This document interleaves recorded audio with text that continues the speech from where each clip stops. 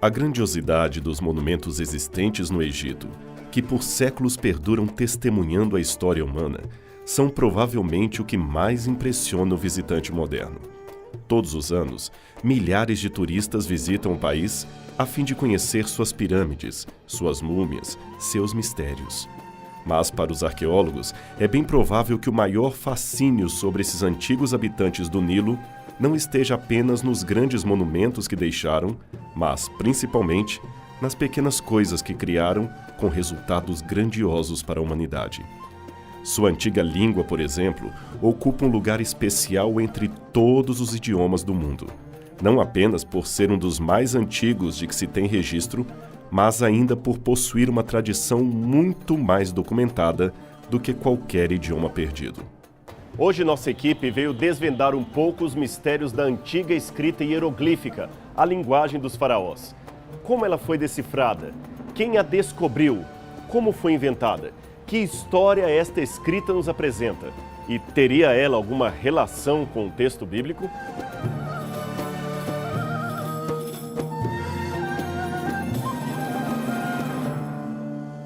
Evidências, temporada especial, Egito.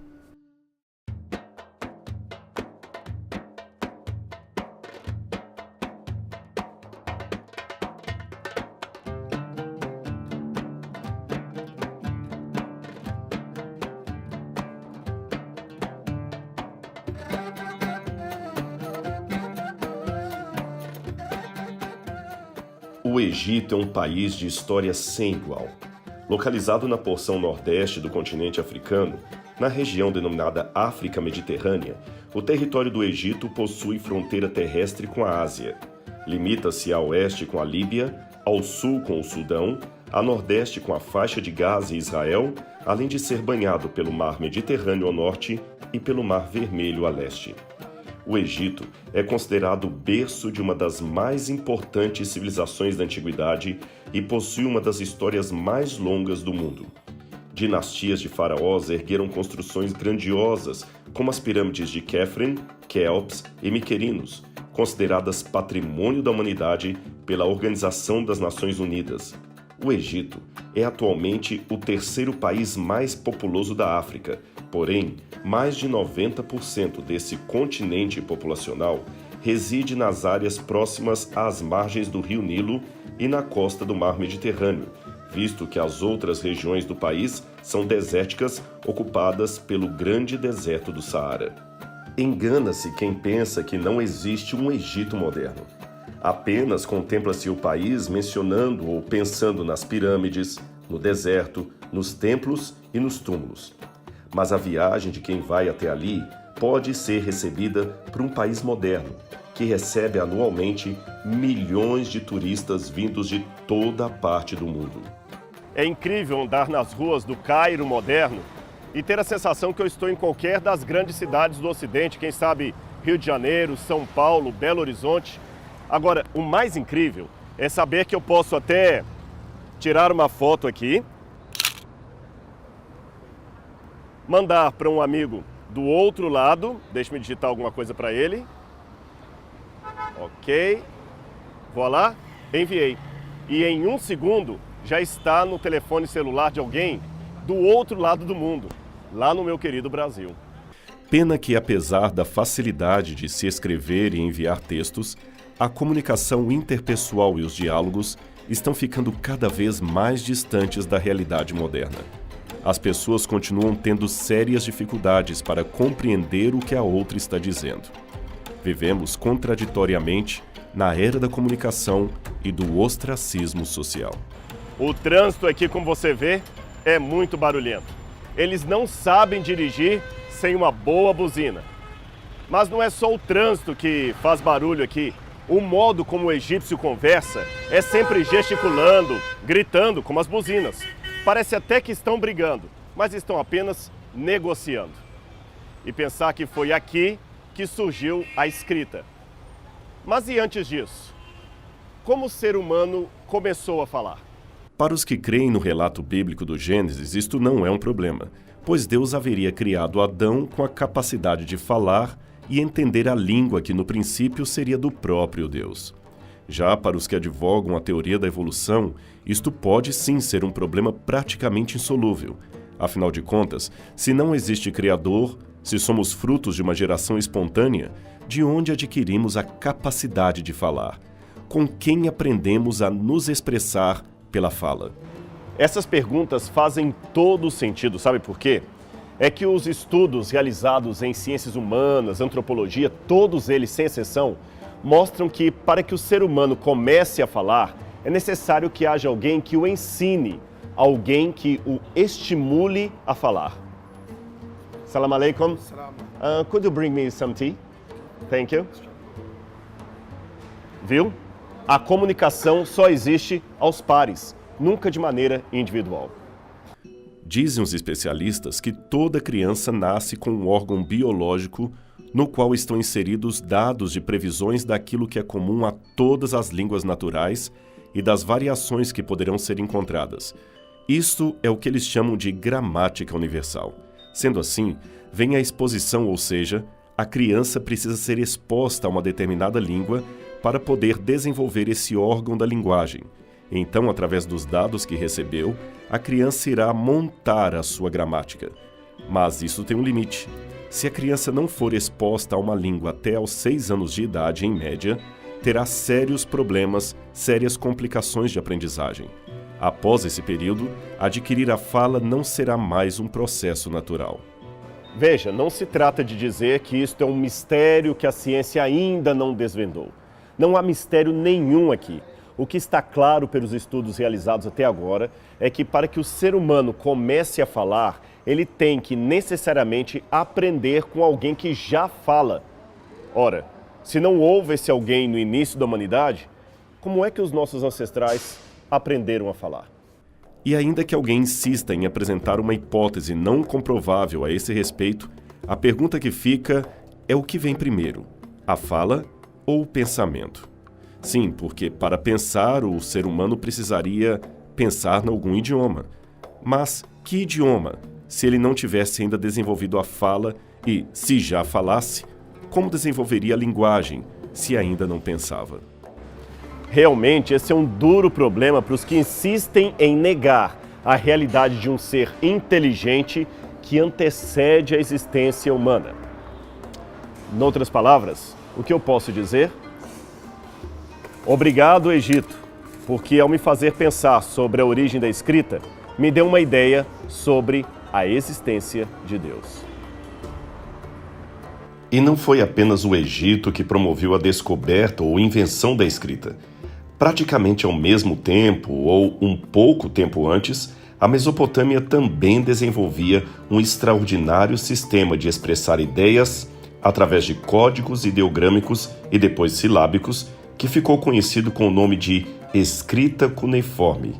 Esta também foi muito importante para entender este precioso capítulo da história da humanidade. Diz a Bíblia Sagrada: será, pois, que, no dia em que passares o Jordão à terra que te der o Senhor teu Deus, levantar-te-ás umas pedras grandes e as caiarás. E naquelas pedras escreverás todas as palavras desta lei, exprimindo-as nitidamente. Deuteronômio 27, 2 e 8. E mais, a palavra de Deus também continua dizendo: ouve, Israel, o Senhor nosso Deus é o único Senhor.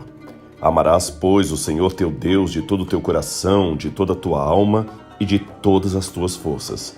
E estas palavras que hoje te ordeno estarão no teu coração. E as ensinarás a teus filhos, e delas falarás, assentado em tua casa e andando pelo caminho, e deitando-te e levantando-te. Também as atarás por sinal na tua mão, e te serão por frontais entre os teus olhos, e as escreverás nos umbrais de tua casa e nas tuas portas. Deuteronômio 6, versos 4 a 9. Os primeiros traços da escrita egípcia datam do 4º milênio a.C., e seu uso se estende até por volta do século 9 depois de Cristo. O egípcio, ou o copta, como ficou conhecido na sua última parte de desenvolvimento linguístico, foi substituído na Idade Média pela língua árabe. Hoje, ele ainda continua, digamos assim, vivo no Egito, mas de maneira fossilizada, digamos assim, nas liturgias das igrejas cristãs coptas que ainda existem no país. Embora o que descobrimos é uma fração diminuta de tudo o que os antigos egípcios escreveram, podemos dizer que o que foi preservado é muitíssimo maior que o corpus literário de qualquer outro idioma antigo.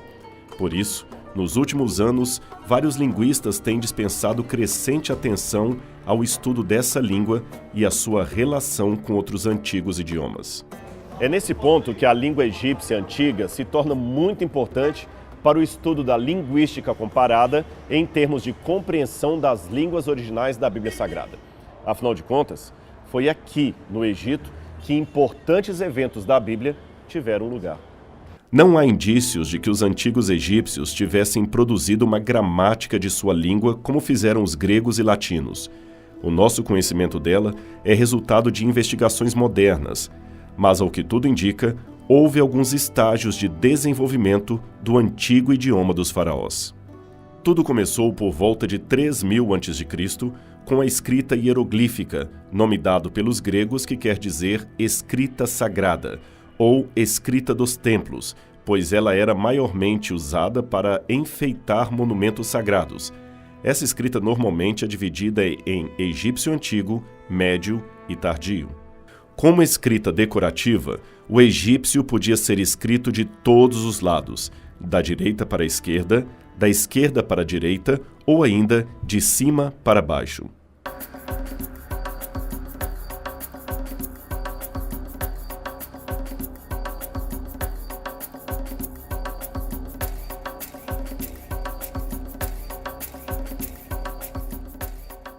A população do Antigo Egito ainda é tema de debate, não temos uma certeza absoluta. Mas alguns historiadores acreditam que, lá pela época do Império Antigo, havia 1 milhão de pessoas vivendo no Egito, chegando a pelo menos 4,5 milhões na época greco-romana.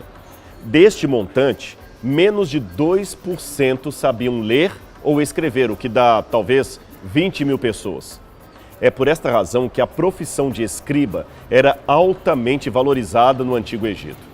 Tão valorizada que um escriba não precisava nem pagar impostos.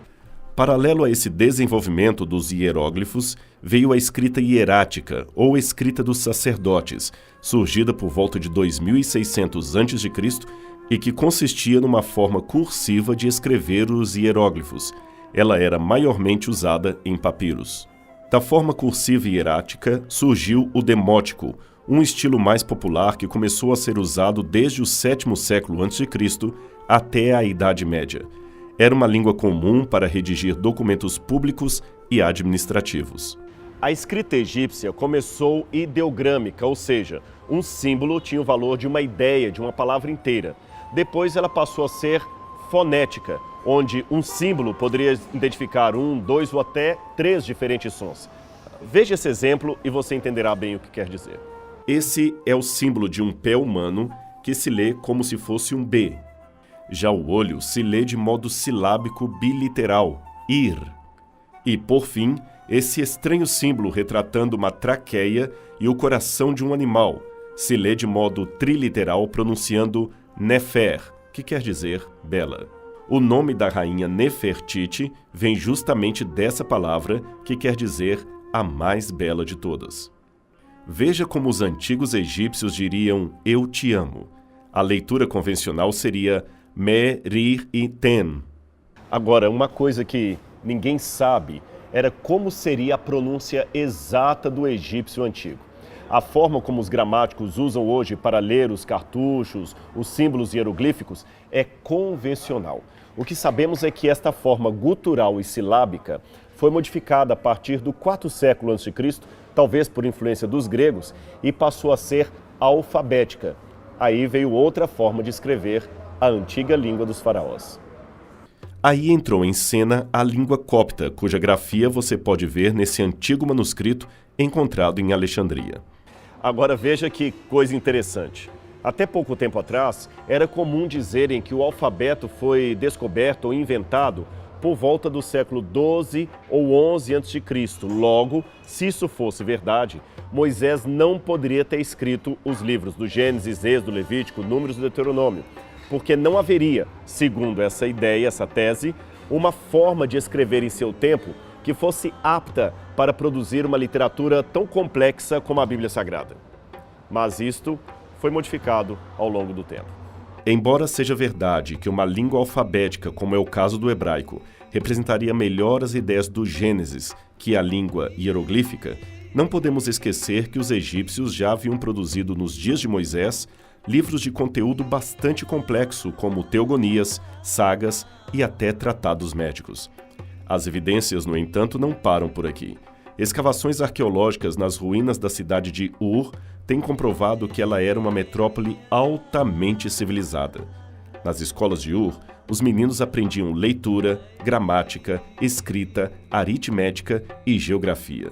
Isto muitos e muitos anos antes do nascimento de Moisés.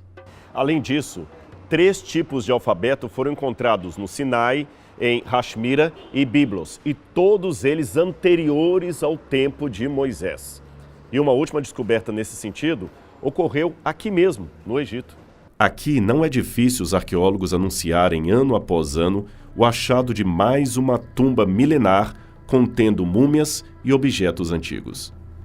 Em 1995, em um túmulo às margens do rio Nilo, foi encontrado esse pedaço de calcário com uma antiga inscrição que os especialistas acreditam ser uma das mais antigas versões do alfabeto semítico, o mesmo que deu origem ao hebraico escrito. Quem fez o anúncio foi o egiptólogo Thomas Schneider, autor de vários livros e artigos e professor da Universidade da Colômbia Britânica.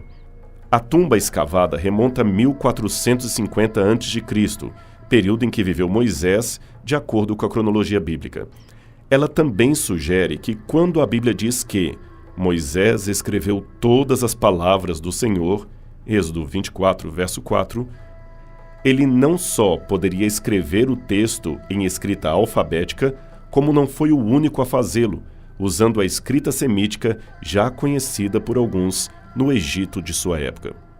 Em 1905, essa pequena esfinge encontrada por William Flinders Petrie foi confirmada por vários especialistas como contendo na base uma inscrição alfabética proto-cananita e datada do 3º milênio antes de Cristo. Há até quem sugira que o alfabeto foi inventado por algum grupo semita ao qual Moisés estava ligado, se não por cultura, pelo menos por etnia.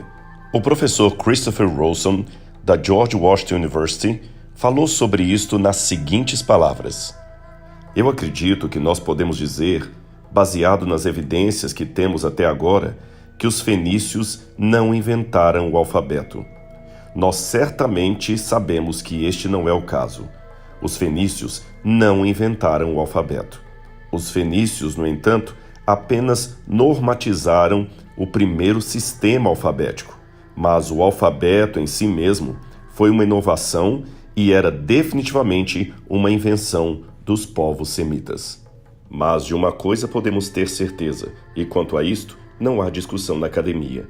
A escrita é um fantástico sistema de comunicação humana, uma das maiores invenções da humanidade. Sua necessidade para o conhecimento humano resulta do fato de que a tradição oral pode ter valor questionável e talvez não seja o suficiente para proporcionar ao conhecimento humano um caráter permanente ou para registrar uma história com perfeição. Ainda mais se essa história se confunde com a própria revelação de Deus dada aos homens.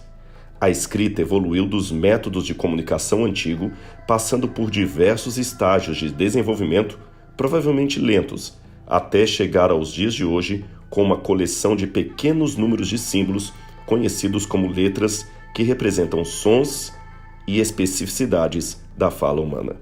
A tradição da invenção da escrita perdeu-se no tempo, especialmente quando os povos acreditavam na origem divina desta mesma escrita. A história da invenção do alfabeto hebraico confunde-se com a própria invenção do alfabeto. E o mais curioso é que o alfabeto hebraico mantém até os dias de hoje o mesmo número de letras, na mesma ordem e com os mesmos valores fonéticos que possuíam os alfabetos semíticos primitivos há mais de 3.000 anos. Isto simplesmente é incrível, uma demonstração da providência divina em preservar a escrita para conservar a sua revelação aos homens. Eu sei que estes são apenas alguns exemplos ou evidências fragmentárias, eu admito isso, mas são o suficiente para provar que Moisés tinha sim condições em seu tempo de escrever uma obra tão complexa como o Pentateuco, porque havia já escrita suficiente para isto naquela ocasião.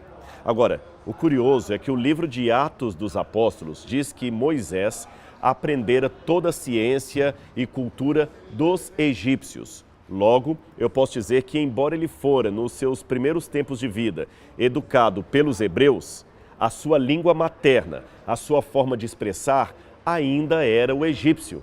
Mas, por alguma razão, ele resolveu não escrever as revelações de Deus nesse idioma. Os pesquisadores acreditam que os semitas pretendiam criar uma forma de escrita mais simples e democrática que os hieróglifos egípcios e os sinais cuneiformes dos sumerianos, ambos pictóricos. Os dois códigos exigiam enorme destreza dos escribas e tinham um número restrito de leitores. Conforme explica Kyle MacArthur, especialista em Antigo Oriente Médio da Universidade Johns Hopkins, um profissional dedicado à escrita tinha de estudar a vida inteira para conhecer todos os sinais pictóricos. Um alfabeto, como os dos semitas, podia ser aprendido em poucas horas. De fato, os especialistas em língua egípcia acreditam que havia pelo menos 2.000 diferentes caracteres hieróglifos, enquanto que as línguas alfabéticas variavam entre 20 e 30 caracteres. Alguns estudiosos também acreditam, é uma teoria, que Moisés teria usado essa forma alfabética para escrever a Bíblia porque ela seria mais acessível ao povo comum do que a forma cuneiforme dos mesopotâmios e a hieroglífica dos egípcios. Veja o que escreveu Mary Unger, autor do clássico Arqueologia e Antigo Testamento. A coisa importante é que Deus tinha uma linguagem alfabética simples, pronta para registrar a divina revelação, em vez do difícil e incômodo cuneiforme de Babilônia e Assíria, ou o complexo hieróglifo do Egito. E o mais interessante é que essas escritas foram datadas do mesmo tempo de Moisés e no mesmo lugar onde ele recebeu a incumbência de escrever um livro para Deus.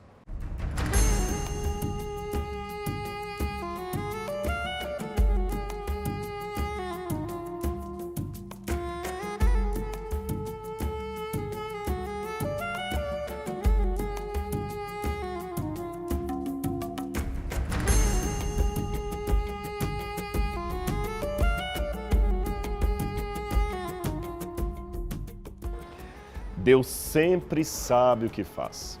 Imagine só, se Moisés tivesse desprezado aquela linguagem alfabética e optado pela clássica linguagem dos egípcios, nós demoraríamos até o século XIX para poder ler a Bíblia. Isso mesmo. Sabe por quê?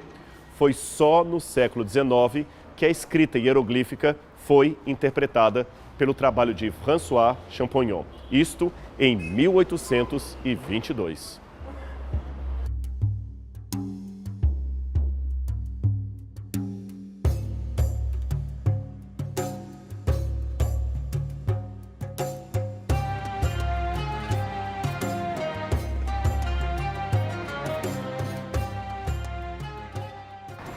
A arqueologia trabalha sempre com fragmentos de história.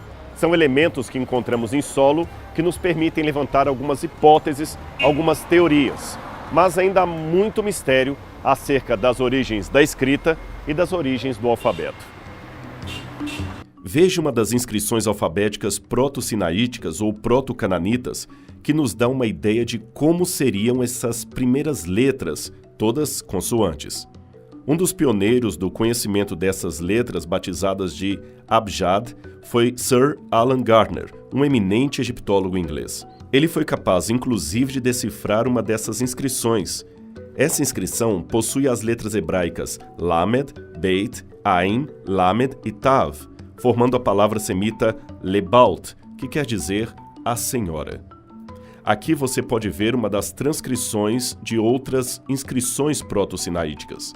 E agora veja as letras de um alfabeto proto-sinaítico, Provavelmente foi esse tipo de letra que Moisés usou para escrever originalmente o Pentateuco. Depois, por influência dos fenícios, gregos e aramaicos, a língua dos hebreus foi evoluindo até o formato do hebraico quadrático, visto nas Bíblias modernas.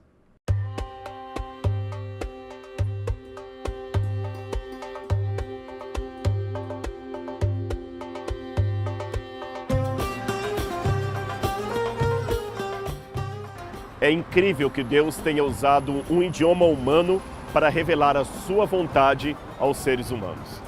Por isso eu posso dizer que a Bíblia é Deus falando com sotaque humano. Um sotaque, aliás, maravilhoso e que nós fazemos questão de sempre conhecer aqui no programa Evidências. Afinal de contas, esse livro transforma vidas.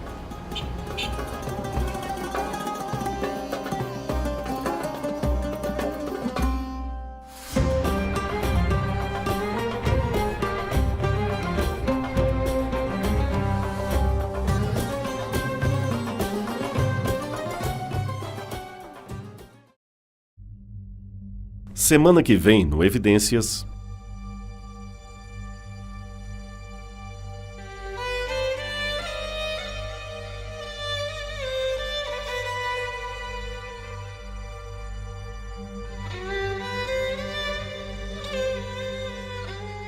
Os físicos desejavam saber como era possível puxar objetos de muitas toneladas pela areia do deserto. E perceberam que os egípcios faziam isso usando um imenso trenó e o auxílio da água, que diminui o atrito, fazendo ficar mais fácil o transporte de grandes toneladas de pedra.